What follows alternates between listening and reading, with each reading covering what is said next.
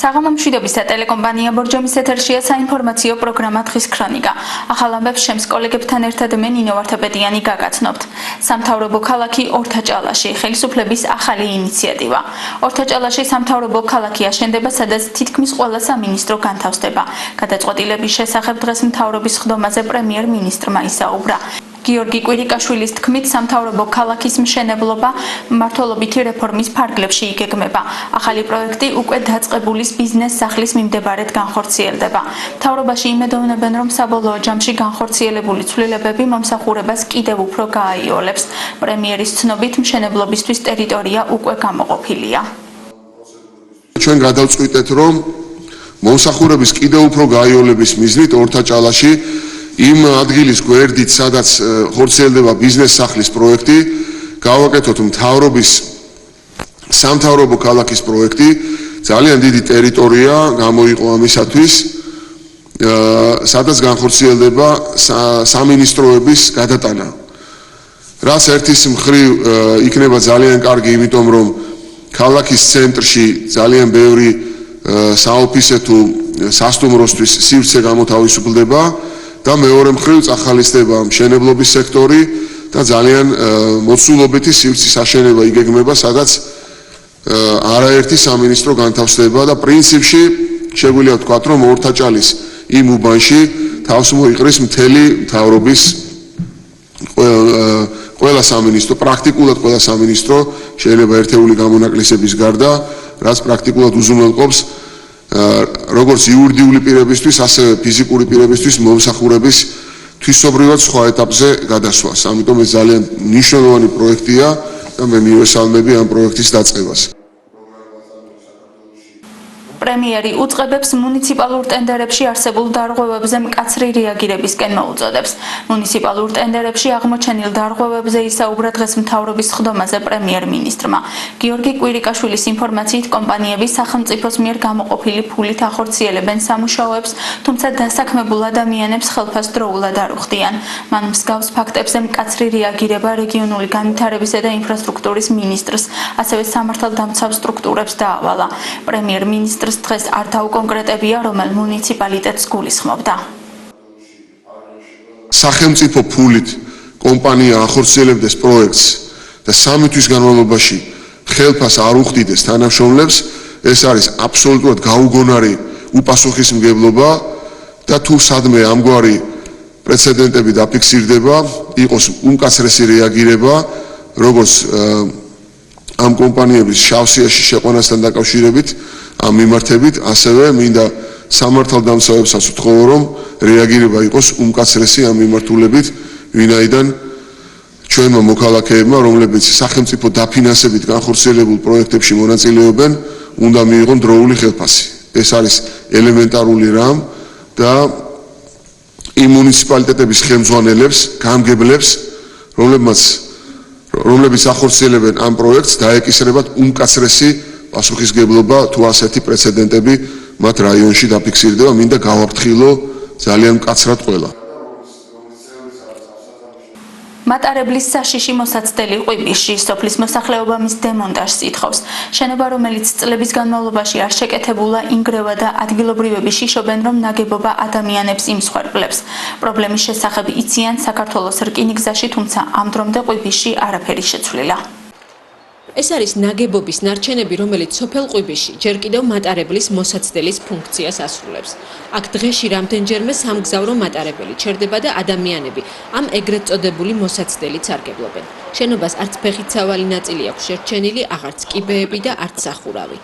ადგილობრივები შიშობენ, რომ შესაძლოა სულ მალე ჩამოინგრეს და ადამიანები იმსხვერპლოს.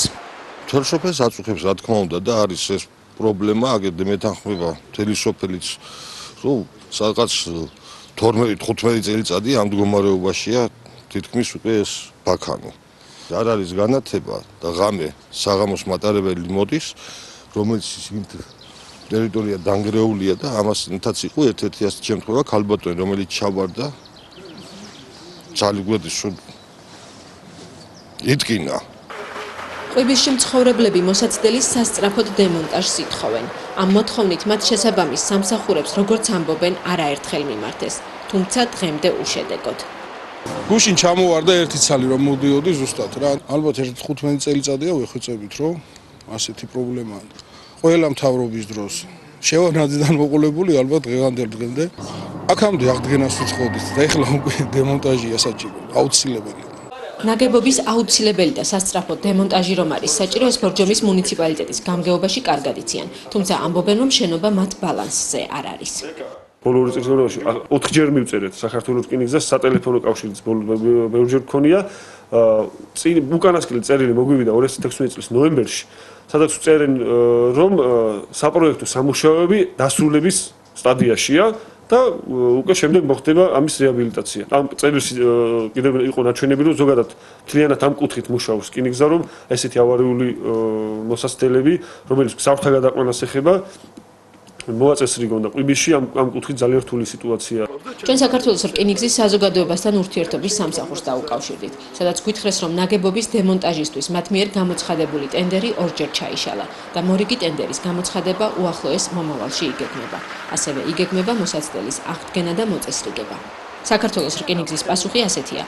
ახლა ადგილობრივებმა ტენდერის გამოცხადებამდე და შესაბამისი პროცედურების გავლამდე უბრალოდ სიფრთხილე უნდა გამოიჩინონ, რომ ავარიულ შენობას სიცოცხლე არ ემსხვერპლოს. 20 მარტიდან საქართველოს მთავარი პროკურატურის ორგანიზებით ანტინარკოტიკული კამპანიის კვირეული მიმდინარეობს. კვირეულის ფარგლებში დღეს ახალციხის რაიონულმა პროკურორმა ნომერ 6 საჯარო სკოლის უფროს კლასელებთან საინფორმაციო შეხვედრა გამართა. დავით ჭინჭველაძემ ნარკოტიკული საშუალებების მოხმარების მავნე ზეგავლენის შესახებ ისაუბრა.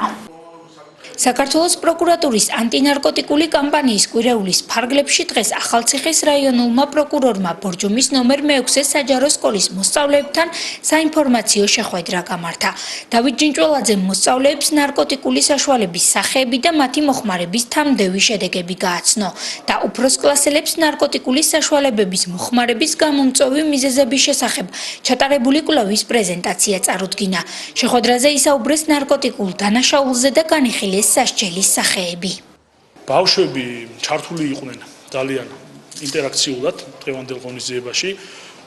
გამოხატეს თავიანთი აზრი, მე ვფიქრობ, რომ ძალიან კარგად ჩაწვნენ თემას. ყველაზე მთავარი რაც არის, აქცენტები ძალიან სწორად დასვეს და კითხვები იყო ძალიან სწორად მიმართული მისათვის, რომ ჩაწვდომოდნენ აი ამ თემას სიღრმისეულად და გაიგოთ ამ დანაშაულის ძირითადი მხარეები, აზრი და ყველაზე მთავარი რაც არის, ვფიქრობ ეს არის ის, რომ ბავშვებს უკვე გააქვთ თავიანთი აზრი, თუ როგორ შეიძლება ამ დანაშაულის თავიდან არიდება. მოახდინონ როგორც მათ, ასევე მათი ოჯახის წევრებმა. თეორიული მასალის დასრულების შემდეგ შეხვედრა კითხვა-პასუხის რეჟიმში წარიმართა. პროკურორმა მოსწავლეების კითხვებს უპასუხა. დღევანდელი შეხვედრა ძალიან საინტერესო და მნიშვნელოვანი იყო. ძალიან ბევრი ინფორმაცია მივიღე. რაღაც ინფორმაციები მეც ვიცოდი, მაგრამ ახლა ჩემი ცოდნა უფრო გაღრმავდა და მინდა რომ სხვა სკოლებმაც მივიღონ ეს ინფორმაციები, რათა ყველა მიცოდეთ სამის შესახებ თუ ნარკოტიკი რა ნივთიერება. გავს შეხვედრები ძალიან კარგია მოზარდებისთვის, რადგან სწორედ ეს ასაკია, როდესაც ადამიანი იღებს გადაწყვეტილებას, რა გააკეთოს და რა არ გააკეთოს. ლექციების საშუალებით ჩვენ ვიგებთ ნამდვილ დახასიათებას ამ პრეპარატებისა და ნივთიერებების შესახებ. შესაბამისად ვაცნობიერებთ, რომ მისი მიღება და მისი მოხმარება არ შეიძლება. ანტინარკოტიკული კამპანიის კვირეული საქართველოს პროკურატურამ 20 მარტიდან დაიწყო. კვირეულის ფარგლებში მთელი ქვეყნის მასშტაბით დაგეგმილია მოსწავლეებთან ნარკოტიკული საშუალებების მოხმარების გამომწვევი მიზეზების კვლევის პრეზენტაცია და ნარკოტიკული საშუალების მავნე ზეგავლენის შესახებ უფროს კლასელების ინფორმირება. გამოშვების დასასრულს კი ერთი ინფორმაცია. ბორჯომში სოფელ საკირაში მცხოვრე ბარბარე ბაიდაურს სასწრაფოდ გულის გადანერგვა ესაჭიროება. გულის კუნთის გამრუდება ასეთია დიაგნოზი, რომელიც სიცოცხლისთვის საშიშია. მისი მოთავსება ქვეყნის ვერცერთ სამედიცინო დაწესებულებაში ვერ მოხერხდა. ადგილობრივი ექიმების თქმით, საქართველოში ეს დაავადება არც მკურნალობას და არც ოპერაციას არ ექვემდებარება. ოჯახის ახლობლების თქმით, 2 წლის ბარბარესთვის ოპერაციის ჩატარება მხოლოდ გერმანიაშია შესაძლებელი, რომელიც 50,000 2000-დან 70,000 ევრომდე ჯდება. ოჯახს, რომელიც სოციალურად დაუცველთა კატეგორიას მიეკუთვნება, საზღვარგარეთ ტრანსპორტირების ხარჯის დაფარვაც არ შეუძლია. ბავშვის მდგომარეობა დღითი დღე მძიმდება, ოჯახი დახმარებას ითხოვს და აცხადებს, რომ ოპერაცია მაქსიმალურად სწრაფად უნდა ჩატარდეს.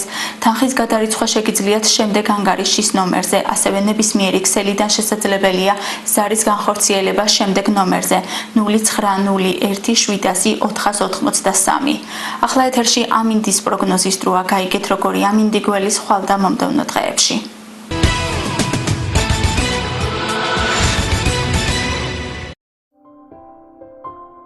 ხვალ 24 მარტს ბორჯომში მზიანი ამინდია მოსალოდნელი, მინიმალური ტემპერატურა 0, მაქსიმალური კი 12 გრადუსი დაფიქსირდება. დილიდან მზე იქნება 10 საათზე 7 გრადუსი სითბო დაფიქსირდება, 12 გრადუსამდე გათბება ჰაერი 13 საათზე, 12 გრადუსი შენარჩუნდება 16 საათზეც, 5 გრადუსამდე დაიკლებს ტემპერატურა 19 საათზე, 3 გრადუსი დაფიქსირდება 22 საათზე. რაც შეეხება მომდევნო დღეებს, უმეტესად ღრუბლიანი ამინდი იქნება 25 მარტს, დაფიქსირდება 14 გრადუსი სითბო. 26 მარტს უმეტესად მზიანი ამინდია ნავარაუდევი, სითბო 13 გრადუსი იქნება. 17 გრადუსამდე გათბება ჰაერი 27 მარტს. 28 მარტს მცირედი ნალექია მოსალოდნელი, სითბო 15 გრადუსი იქნება. იწვიმებს 29 მარტსაც, სითბო 11 გრადუსამდე დაიკლებს.